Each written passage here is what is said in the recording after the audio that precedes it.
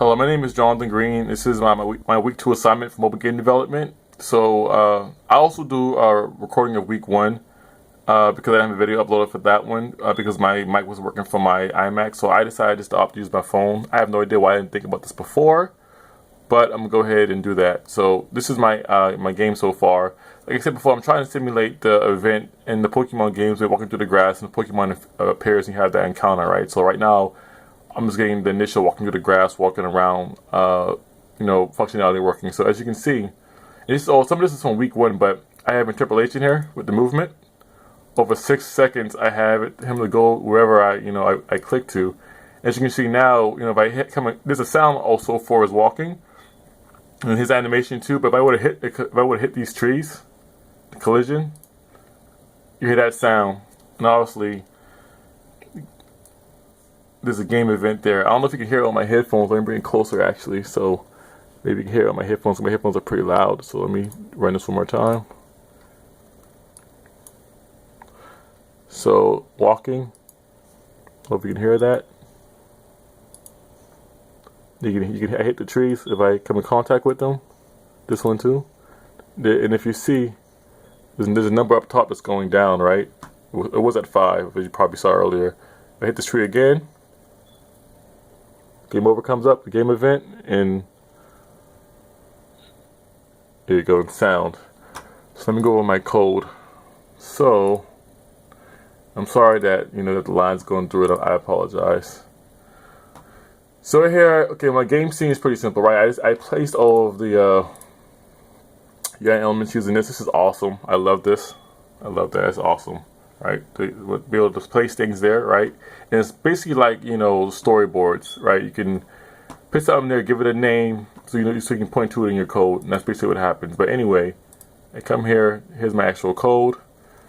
Scroll up the top. I have all these variables right here. My mail player score label. So I have the variable being declared before, right? And now I'm giving the sprite its actual sprite to point to. Now caching, so because I'm using the storyboard or the game scene, I'm not sure if caching is working properly with that because it's already there. I'm just pointing to it now. So I mean, in itself, the memory is already being allocated, I think, to a degree because it's in the storyboard or the game scene, and I'm just pointing to that particular sprite. So I'm not sure if that's doing the same thing that caching would if I would have pulled the data and store it before I actually used it, but it is there. So I guess it's the same thing because it's there before I use it, and I point to it and use it with the sprite name, mail sprite, and same thing with the score and game over sprites that I have. So that's 3 sprites in all, right? Obviously, and this is basically just setting them up right here. This is the safe checking right here, making sure that it is a sprite and it's there. And same thing here, just 3 times over, obviously, and I'm hiding the game over label until it happens, and I'm making the score label text equals life, which is going to be 5 originally.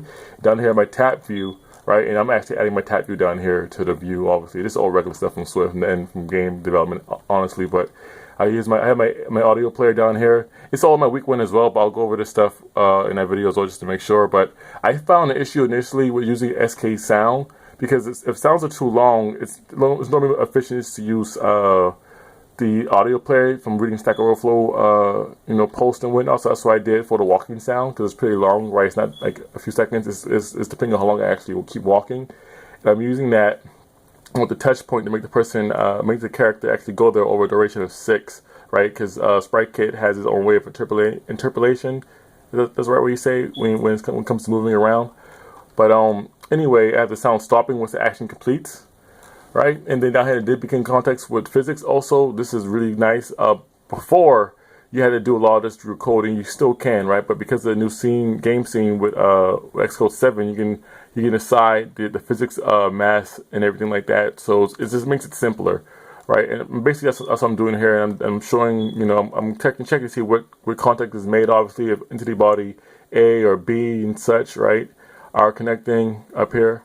And if so, do all this stuff, run this game effect and get, I'm actually, getting those ready, right? Initiating those. But what I'm trying to say is that I have those so that, it's going to run this sound effect of him hitting the trees and it's going to keep minusing 1 off the life, right? And making the text equal that life. And then down here, once the text is less than 0 because you're out of lives, it says you're dead, right? Or it removes everything else, like the actual guy and everything, so he doesn't move anymore and doesn't make that sound, and then it shows the game over label and runs the game over sound. And that's pretty much it for this week. And I'll see you guys at the next GoToMeeting. Bye.